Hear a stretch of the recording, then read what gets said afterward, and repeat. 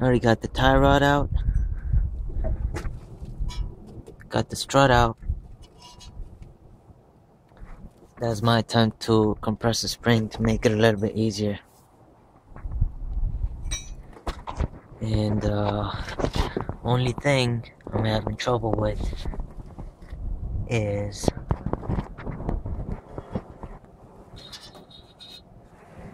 that bolt. See, I barely have any room right there. So I don't know what I'm gonna use.